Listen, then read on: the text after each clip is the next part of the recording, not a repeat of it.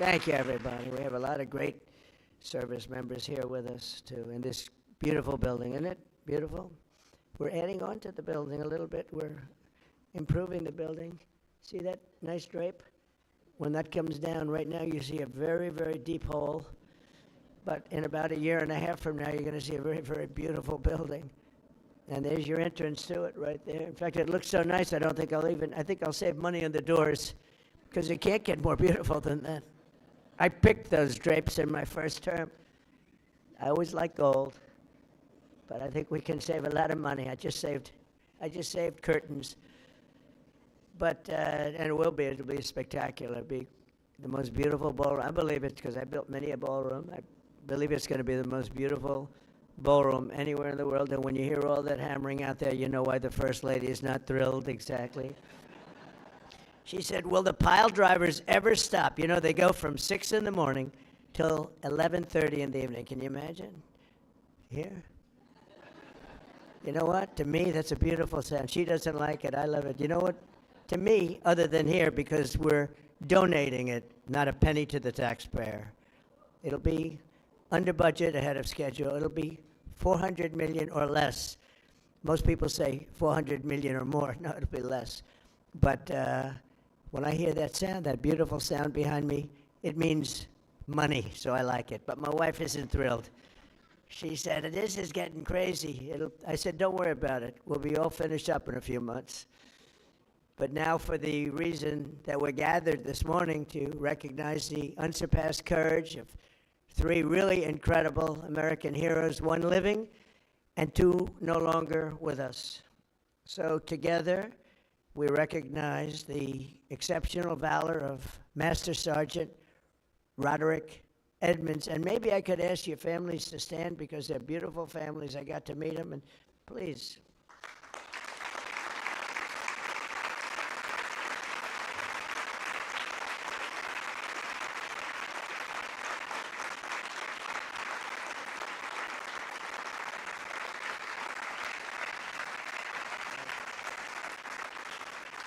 So Staff Sergeant Michael Ollis and Command Sergeant Major Terry Richardson, as they receive our nation's highest military award, the Congressional Medal of Honor. And we're pleased to be joined by Secretary of War Pete Hegseth. He's busy, very busy guy. In fact, I said, if you want, Pete, you can avoid it. General Raisin Kane also, and they said, we don't avoid this one. This is one you wouldn't avoid for anything, right? So we appreciate that you're here. Secretary of Veterans Affairs, who's doing an incredible job, Veterans Affairs, Doug Collins. Doug, thank you. You stand up, Doug. You're doing such a good job. 92% approval rating. Chairman of the Joint Chiefs of Staff, General Dan Kane, who's known as Raisin Kane. I liked him when I heard that name, Raisin Kane. I said, if it's true, you're my guy. And it's true. It's turned out it's very true. He's a great guy and a great general. Secretary of the Army, Dan Driscoll, and Army Chief of Staff, Randy George. Thank you. Thank you both, Dan. As well as Senators Tom Cotton, Bill Hagerty. You guys were great on television this weekend. I'll tell you what, can't have a better representative than both of you. Thank you very much. And Representatives Tim Burchett, Jack Bergman, and Nicole Malliotakis. So we have a few others sitting here, but I'm not going to go through it because we have far more important people to honor today. Oh, we have Tom Holman. I got to at least mention Tom Holman. I would be stand up, Tom. What a job. Zero people coming in.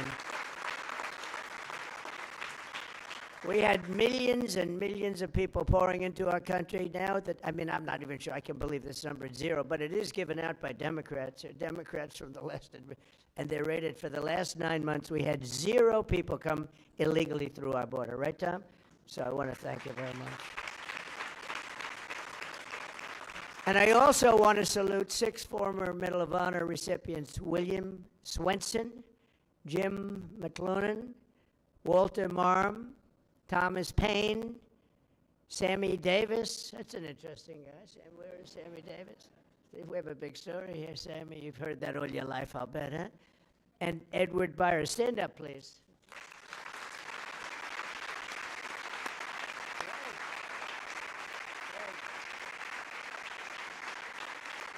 You all look good. We all look good. We remember the ceremonies. Oh, great. It's a great honor. There's no greater. I tried for myself. I've tried numerous times to get one by myself. I keep getting shut down. They say, you can't do it, sir. Bad protocol. Very bad. I would say the worst. But I'm only kidding. You don't have to say I'm only kidding, otherwise the press will come out with it, which they actually did once.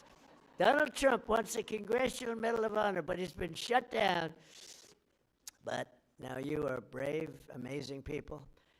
And I want to thank you all. In 1941, Roddy Edmonds of Knoxville, Tennessee, enlisted in the U.S. Army and soon rose to one of the youngest master sergeants in the military. In 1944, he sailed to Europe to fight in World War II, and he was so enthusiastic and young and full of vim and vigor.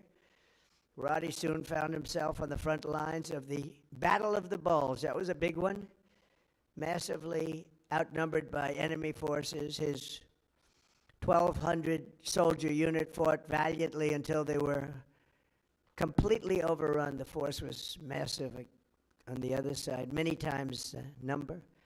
After a 4-day death march, one that was covered very well by the history books, through bitter cold, they were put into a German POW camp. Roddy was the top-ranking infantryman in the camp. He was number one, meaning he was responsible for the lives of his fellow service members. On July 26, 1945, a Nazi SS officer issued an order over the camp loudspeaker, loud and strong. He said that only American Jews were to show up to roll call following this morning. He added, all who disobey this order will be shot immediately. There were more than 200 Jewish American soldiers in the camp, and Roddy knew their separation from the group would mean certain death. So that night he summoned his team and devised a plan. The next morning, all 1,200 American men fell in line together, shoulder to shoulder. Enraged, the Nazi commandant rushed forward, drew his Luger pistol, and pressed the barrel between Sergeant Edmonds' eyes. He barked at Roddy. They cannot all be Jews, he screamed loud and again, and staring straight back into the raging face of evil. Sergeant Edmonds replied fearlessly, we are all Jews here. The Nazi officer lowered his weapon and the soldiers erupted in cheers. With total disregard for his own life, Roddy had saved over 200 of his fellow service members. Their camp was liberated 2 months later. We're honored to be joined today by Roddy's son, Chris. Please stand up as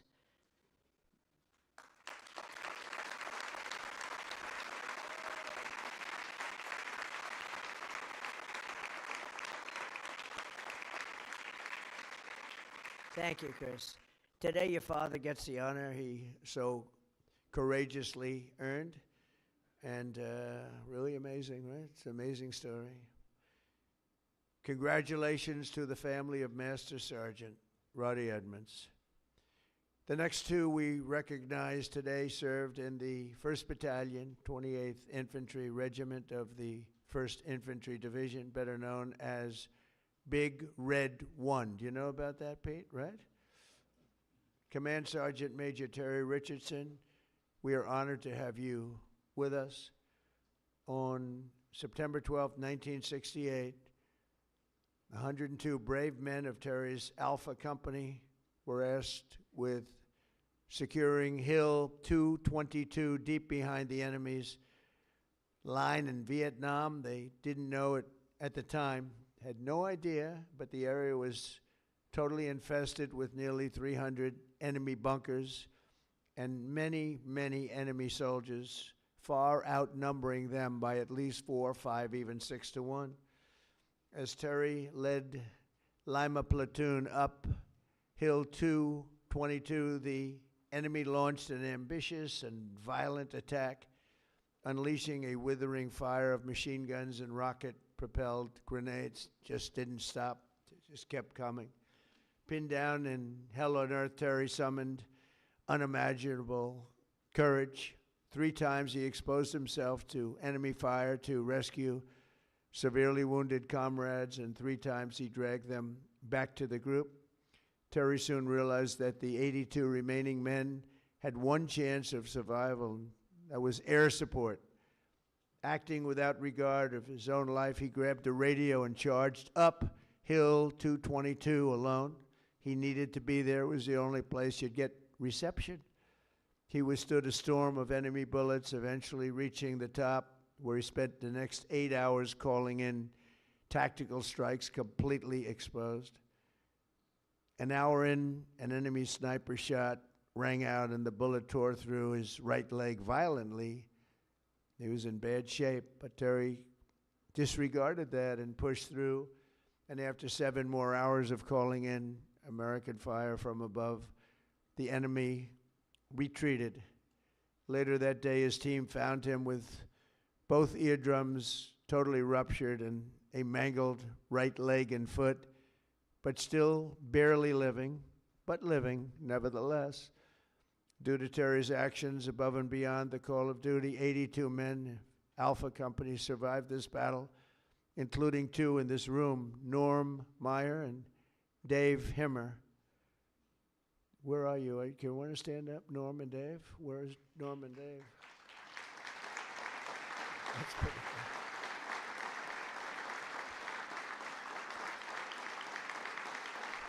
Pretty good.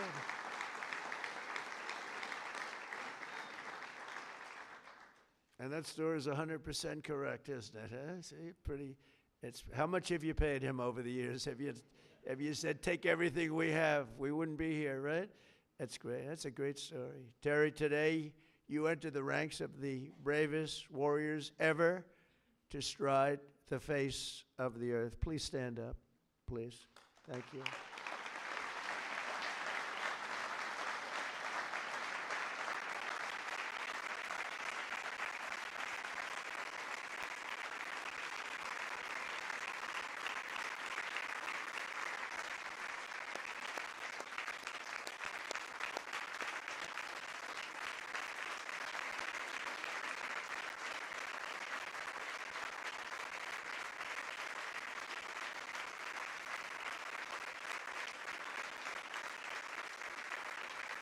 That's great, Terry.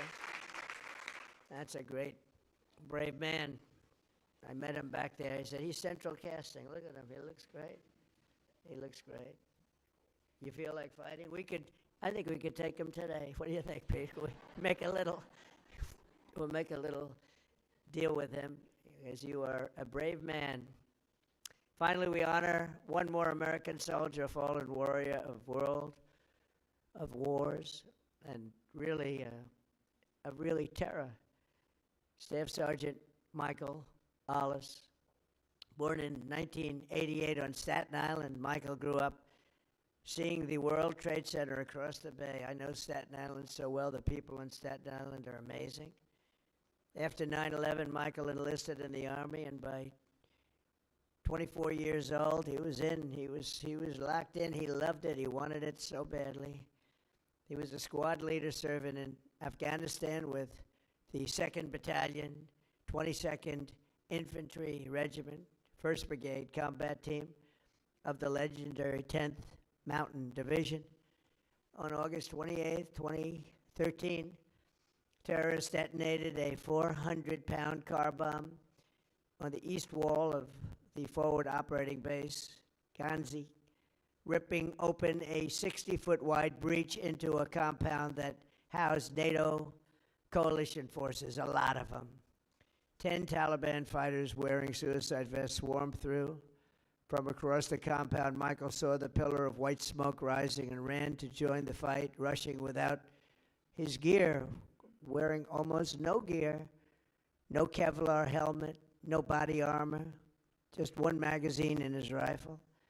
Along the way, he encountered a Polish soldier, and together they advanced under heavy fire, very, very heavy fire. At one point, shrapnel ripped through the Polish soldier's legs, rendering him unable to walk, very, very severely hurt. In that chaos of gunfire, explosions, and charred human remains, a terrorist insurgent appeared, rounding a corner with his suicide vest, fully armed, and you could see it. It was going to happen. He charged the wounded Polish soldier without hesitation. Michael raised his gun and forced himself between the insurgent and the man he just met, shielding him with his own body. He knew it was going to happen. He shielded him with his own body. You know, bravery's amazing. You never really know who's brave, who's not, until they're really tested. We think some people are brave, Pete, and they're not. We think others aren't, and they are. You never know. But he was tested. That's called the ultimate test, right? And at perhaps his final heartbeat, Michael fired his weapon, and the terrorist detonated his vest simultaneously. Staff Sergeant Ollis was killed just weeks before his 25th birthday, and nobody was any more brave than that. In his final act on earth, Michael absorbed the blast, sparing the life of that Polish warrior, who we are grateful to have in the room with us today, Second Lieutenant Karol Serkica. Karol Serkica. Where are you, Karol? Hey.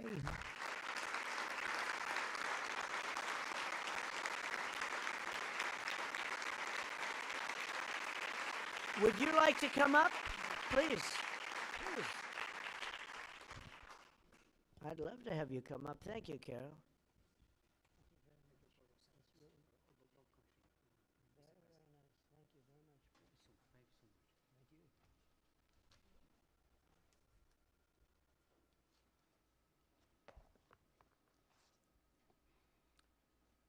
Mr. President, Minister of War, my Minister Polish of National Defense, distinguished guests, everyone gathered here today, dear my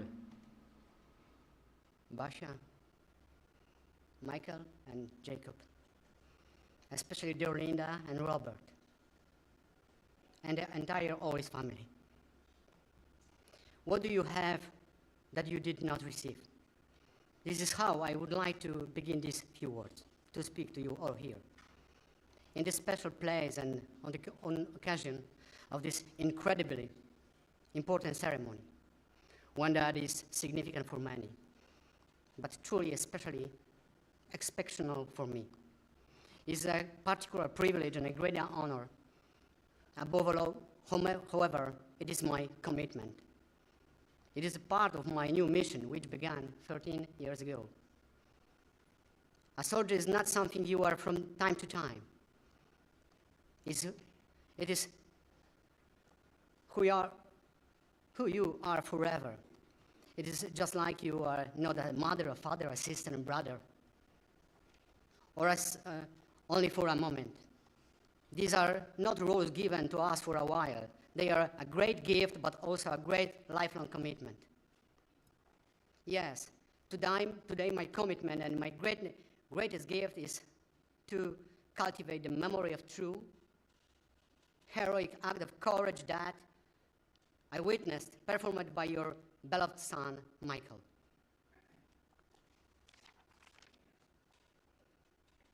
Please forgive me if my words have not fully captured what I truly feel today. However, sometimes words are simply not enough. I'm deeply moved, happy, and grateful to God for my service, for my parents, for my family, for my beloved homeland Poland, for my second family from Staten Island, and for my second homeland America. God bless you all. Michael, thank you for your service, and I will see you in our heavenly homeland. Thank you for your service. Thank you so much.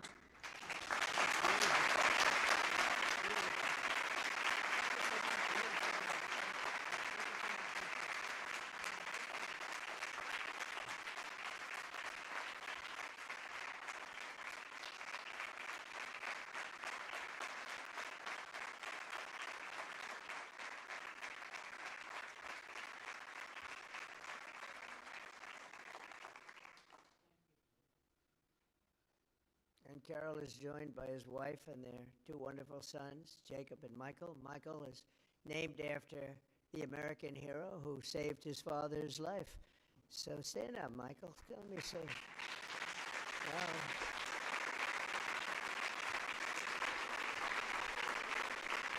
That's great. We're also pleased to be joined by several members of the Polish government, including representatives of the president, who I think is a fantastic man, by the way. I must be honest with you. I endorsed him and he won, and he came from behind. He won, and he was the biggest story in Europe, and he's going to be a great president. He already is. But as well as Poland's Minister of Defense, to honor the blood and sacrifice that has helped seal the Polish-American bond. We have a great bond. We have a great relationship with your country. And I just want to thank you to Michael's parents, Bob and Linda. Your son's selflessness in the face of real evil reminds us of the courage that keeps our country free. And I just said the genetics in that family are very strong, right? I said that before. All three families, I said, good. I see some of the young ones today, and I said, you have good genes. They were asking me, what does that mean? I said, don't worry about it. You'll figure it out. But you have the best genes you can have, actually. So thank you for giving America your beloved son. And now I would like to ask the military aide to come forward and read the citations, and then we will do the honors. Thank you all very much. This is a tremendous honor for me to be here. Thank you. Please, military aide.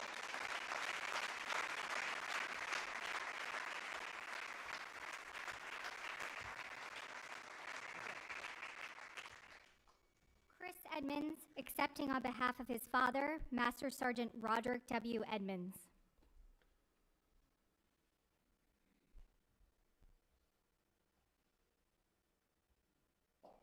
The President of the United States of America, authorized by Act of Congress, March 3, 1863, has posthumously awarded in the name of Congress the Medal of Honor to Master Sergeant Rodrik W. Edmonds, United States Army. Master Sergeant Rodrik W. Edmonds distinguished himself by acts of gallantry above and beyond the call of duty from January 27, 1945 to March 30, 1945 as a prisoner of war in Germany. Upon arrival at Stalag 9A in Zietenhain, Germany, on the evening of January 26, 1945, the Germans announced that only Jewish American prisoners would fall out for roll call the following morning at the threat of execution. Master Sergeant Edmonds directed his senior leaders to have all 1,200 American prisoners present themselves for roll call. The Nazi commandant became incredulous after realizing that so many Americans were standing in formation. The commandant removed his pistol, pressed it hard against Master Sergeant Edmonds' forehead between his eyes, and demanded that he order all Jewish American prisoners to step forward or he would be shot.